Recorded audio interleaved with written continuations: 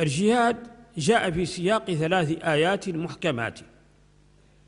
الآية الأولى وهي التي أذنت بالجهاد قول الله جل وعلا بعد أعوذ بالله من الشيطان الرجيم: أذن للذين يقاتلون بأنهم ظلموا وإن الله على نصرهم لقدير الذين أخرجوا من ديارهم بغير حق إلا أن يقولوا ربنا الله. أناس ظلموا أخرجوا من ديارهم بغير حق من أجل دينهم، منعوا حرية الدين، لم يسمح لهم بأن يقولوا ربنا الله. السياق الثاني جهاد عن المستضعفين في الأرض الذين لم يسمح لهم أيضا بحرية دينهم: وما لكم لا تقاتلون في سبيل الله والمستضعفين من الرجال والنساء والولدان الذين يقولون ربنا أخرجنا من هذه القرية الظالم أهلها واجعل لنا من لدنك وليا واجعل لنا من لدنك نصيرا. السياق الثالث: وقاتلوا في سبيل الله الذين يقاتلونكم ولا تعتدوا إن الله لا يحب المعتدين. يشن عليك حربا فتعامله بالمثل. ومع ذلك يقول الله سبحانه وتعالى: ولمن انتصر بعد ظلمه فأولئك ما عليهم من سبيل إنما السبيل على الذين يظلمون الناس ويبغون في الأرض بغير الحق أولئك لهم عذاب أليم ولمن صبر وغفر إن ذلك لمن عزم الأمور. ويقول لنبيه صلى الله عليه وسلم بعد أحد: وإن عاقبتم فعاقبوا بمثل ما عوقبتم به ولئن صبرتم لهو خير للصابرين واصبر وما صبرك إلا بالله. هذا المنهج القرآني يعلمنا الصبر، يعلمنا الصفح، يعلمنا أن نتجاوز أنفسنا، أن نتجاوز غضبنا. ماذا يعلمنا النبي صلى الله عليه وسلم في حالة الغضب؟ يعني مع الشيخ حمزة سميناها إدارة الغضب. يقول للشخص: إذا غضبت وأنت قائم فاجلس، وإذا غضبت وأنت جالس فنم عليه. إذن هذه سميناها إدارة الغضب. هذا بعيد من العدوان، بعيد من الاعتداء. إذا غضبت وأنت قائم تجلس حتى يتراجع الغضب، وإلا يعني تتكي على جنبك حتى يسكن غضبك.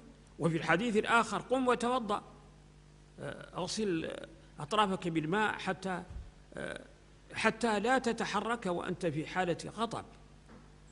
هذه سياسة وثقافة سلام وأمن. إذن مفهوم الرحمة. تفضل. أنا نسيت. So the Sheikh said, I want to look at some challenges that we're facing. The first challenge is, how do you preserve your religion and your identity as a Muslim?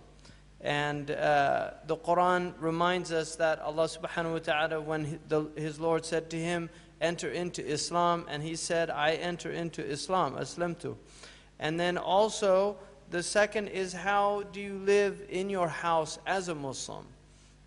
Because Ismail was praised for commanding his family to prayer. And so this is something that you take it on yourself as a personal matter, but also it has to translate to your family. How do you transmit your religion to your family? And then also, how do you establish your religion in your environment? How do you preserve religious teachings? And we know that the Prophet ﷺ said that people must hold to this religion even if they have to bite onto the root of a tree to hold on to it, and so in order that they might die a Muslim.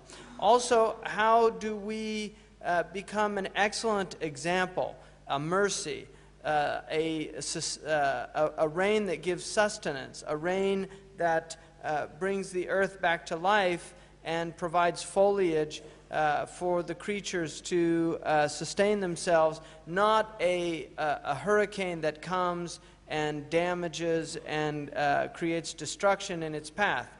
If you look at the hadith of one of the Sahaba whose name was Fudayk, the Prophet ﷺ, this man became Muslim, and he was living with the people who weren't Muslim, and he decided to make hijrah. But when he told his people that he was going to make hijrah to the Prophet ﷺ, they said, you're a good man, all of us respect you, you're somebody that takes care of people, we don't want you to leave, we want you here, we want you to be part of our society. And so Fudayk went to the Prophet ﷺ and he told him his situation. And the Prophet ﷺ said, establish the prayer, pay zakat, abandon anything foul, and live amongst your people wherever you want. And the narrator of the hadith in Ibn Hibban said that I think he also said, if you do that, you'll be a muhajir. It's as if you've migrated. And so he said, basically what the Prophet ﷺ was saying was, be a British citizen. You know, be wherever you are, just be, if they're not preventing you from practicing your religion, that hadith is a permission from the Prophet to live amongst the people, but look at the conditions that he put upon him. That he lived, that he prayed, that he paid his zakat, but also that he avoided wrongs and didn't do anything, because he has to be a mercy. And that's why that it's very important for him to be an example.